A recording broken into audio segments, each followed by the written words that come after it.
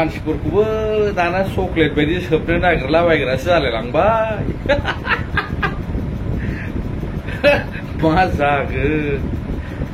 आरो सासे बुंनायाथ' रियेल बारु सैथोखौनो बुंदों बियो दानि सोलिबाय थानाय बोथोरजों गोरोबनाय बाथ्राफोरखौ होनदों बारु खिन्थु मैदोमा खिन्थु सोबजासिगोनलै बियो चकलेट थां माथां सोबनोसो नागिरबाय मैदोमखौ गाज्रिबो ना लाब गैया बाय सिख्ला सासेया नोंखौ फसायबाय माने एकदमबारे हेन्डसामखाय माने चकलेट बायदि सोबै सोबै जासिगोन नोंखौ खम जारला हाब साननैसो ससियेल मिडिया इउटुबाव नुजायैयावनो बोरैबा दारि मुरि लावला जोबथारबायब्रा So guys, welcome back to my another new video. नोंथांमोनखौ फिन खेबसे गोसो गोरबोजों बरायग्रोना लाग्रोनाय जाबाय बेसेबां गोबावनि उनाव आरोखि मानसियानो एसे हालुवा टाइप नालाय समबो मोनलायलाङा सम मोनबाल'सो बानायो आङो आरो बानायनायाथ' आरो एसे बोरैबा हिट गरमसो जायो जायफोर नायो बेफोरथ' आरो मिथिखायो आरो जायफोर चेनेलाव गोदान भिडिअ हाबसनदोंबा चेनेलखौ साबस्क्राइब खालामना थांथार आरोखि नङाबा बिराद दुखु मोनो आरोखि स' गाइस ओरैबायदि फानि जानो थांगासिनो भिडिअआ सोरबा माबा मर्टन बायदि माने सोबनो थांगासिनो सोरबा माने बिदि उफ्ले उफ्ले जानानै गारजानायनि काहिनि आरो मेन खोथाया नैबेसो माने बै साथाम गथ' सिमेन्ट साब्रै साइडनि माने जिब जुनार बुथारनानै माने फेसबुकआव जा इउटुबाव जा बिदि ससियेल मिडियाफोराव आपल'ड होबाय थायोना नोंथांमोनाबो सांग्रां जा साबधान खिन्थु मालाबा हमगोन आरोखि नोंथांमोनखौ आयनाथ' आरो दा मिथिखायो माबायदि एकदम उल्थालाथि फाल्थालि जाथिसो गोसो जाबानो हमो गोसो जाबानो माबायो आरोखि ओंखायनो बि केयारफुल गाइस एकदमबारे जानला मोनला बुस्थुफोरखौ ससियेल मिडियाआव आपल'ड दा होखा आरोखि थ' नोंथांमोननो नैबे जाय हमजादों नैबे साथामनि फट'खौबो आं नोंथांमोननो होनो थांगासिनो दसे उनाव खिन्थु सासे सिख्लाया मैथोम राजाखौ हेन्डसामनि थाखाय मा बुंखो नोंथांमोना ससे इन्ट्र'खौ खोनासंनो हागोन आरोखि नोगोद गरम गलाखा आयु फाग्लाया मासि हेन्डसामथारदे नै बोरैबासो जाबाय नामा एसे गथ'नायालाय फसाय मारथों नामा हिनजाव दंलै हिनानि हिनजाव गोनांखासो मानसिया जाथावथाव सोबथावथाव नुखाथारो जेरै फेसबुकआव ओरै मोगथाङाव बेफोर मैला मैला सोबलाबायगोनलै फाग्लि ना जायो सियान ना जायो मानसिया हिनसामबालाय माबा चकलेट बायदि जाजालाबायो नामासै बाद दोनदो बेफोरखौ गला मैदोमालाय नुसनबायदोना नुसनबायग्रा थांदोलाय थांदो खनसे बेसांसोबो बेसां जायो जाहैदो बेफोरखौ बाद दोनद'दो जोख्लुबथनजि दाना फैदो माने गोदान भिडिअ आरोखि ससे नोंथांमोना नायदोलाय आरोखि लोगोफोर दासान्दिनि मोजां मोनलायनाया गोसो थैलायनाया इलेक्सन बायदि जाबाय नों केन्डिडेट ना नोंनिफ्राय जौ ना बेदर गासैबो जागोन जानानै नोंखौ होनगोन नोंखौनो देरहागोन नाथाय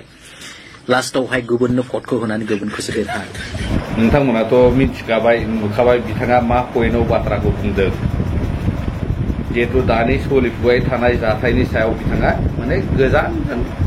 जोंबायदि डाइरेक्ट बुंग्रा नङा आरोखि बे माने इनडाइरेक्ट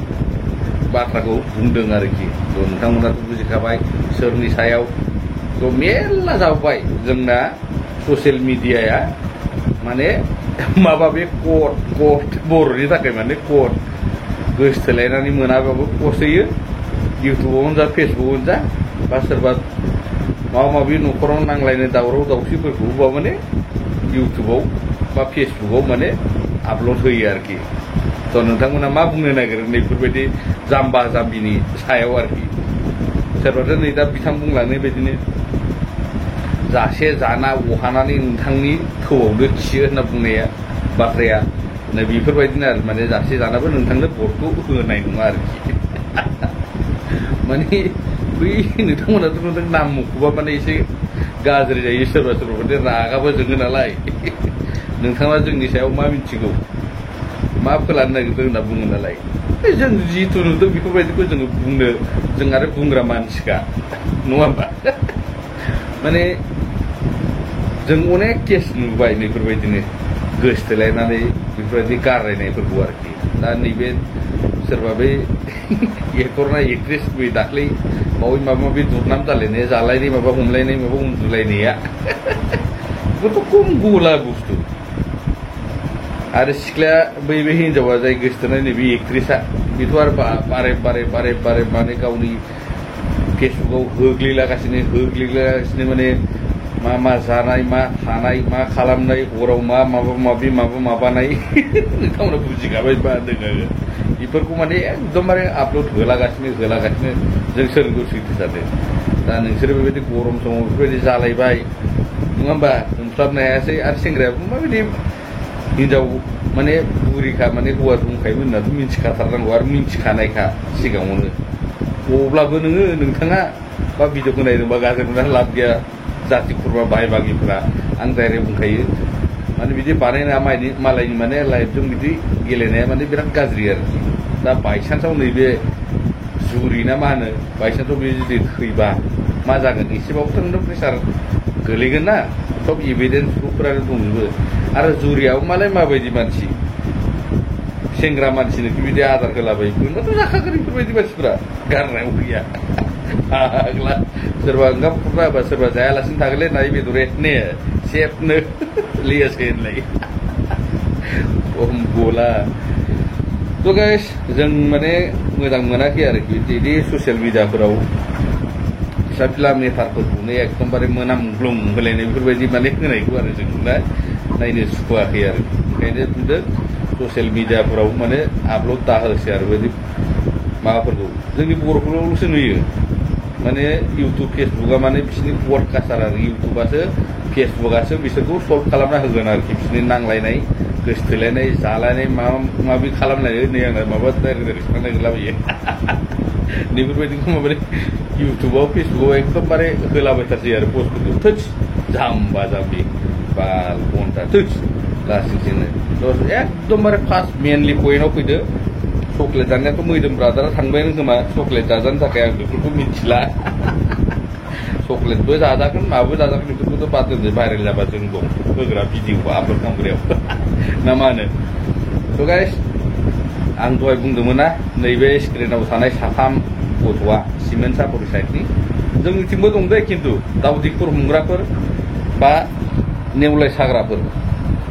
दाउदिफोरखौबो मोन्दों बा नेवलायखौबो मोन्दों हाग्रानि जिखुनु जिनिस बेसादफोरखौ नोंथांमोना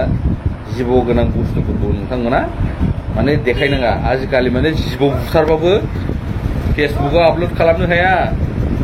जिबौ बुथारबाबो फरेस्ट केस जायो दानि जुगाव मिथिदों जिबौ बुथारनानै आं सानैसो दाख्लैबावै फेसबुकाव डाइरेक्ट कमेन्ट हरथारदों लगे नोंनि फेसबुक बे माबाया माबार फट'आ नोंना डिलेट खालाम नङाबा नों दा केसबो जानो हागौ होनना बुंखादों माने अजगर जिबौखौ बिथाङा बुथारनानै देखायलायबावो माने मिथिबायना माबा मोनसे नामोन आंबो गोसोआव गैला बेफोरबायदिखौ खिन्थु साबधान सांग्रां जा बेफोरबायदि दाउदिफोर हमनानै फेसबुकाव आपल'ड दा खालाम बा जिखुनु हाग्रानि बुस्थुफोरखौ नेवलाय जा गाद्रा जा सेसा जा मै जा बा मैयाथ' आरो देन्जारसोबाव बेफोरखौ एकदम दा देखायखा एसेबाबो सोमजागोन खिन्थु मिथिबाय दानि एकदम फाग्ला सरकार खिन्थु दानि जुगाव हले मिथिना लाखा गोसो जाबानो मावखायो खिन्थु नैबे फंबाय साथामा माने माबा माबि जिब जुनार एन्जर बायदिसिना बुथारनानै माने इउटुबाव आपल'ड होबाय थायोमोन जादों आरोखि जों बेनि चेनेलफोरखौ जों मोनथ'वाखै मोनगोन उनाव लासैनो खिन्थु दा बोरैबा जायोबा 7 मासनि जेल ना मा होनना बुंनाय दहाय आं पस्टआव नुदों खिन्थु बे आरकेडि प्रडाक्सन ना माबा मोनसे माबायाव गावसिनिथिंनि माबायावनो होदों आरोखि जों नुदों आङो दहाय नुजोबदों खिन्थु साबधान जा जोंनिथिंबो हमलाबायग्राफ्रा नेवलाय हमग्रा जेंफोर गावग्रा एकदम आरो साबधान जा बायसान्सआव माने सोरबाफोर एरना होलाबायबा गिनांगौ आरोखि थ' जोंनि भिडिअफोरखौ नोंथांमोना नायनानै माबोरै मोनदों सोरबाथ' एसे जोंनोबो हागौ जोंनाबो लाब गैया बायमोन होलाबायबाय आङो बिराद गोबावनि उनाव फैनायखाय स' गाइस लोगो मोनफिनगोन गोदान भिडिअआव थाबैनो जरुर नेनानै था एकदम गावसिना होथार लागाव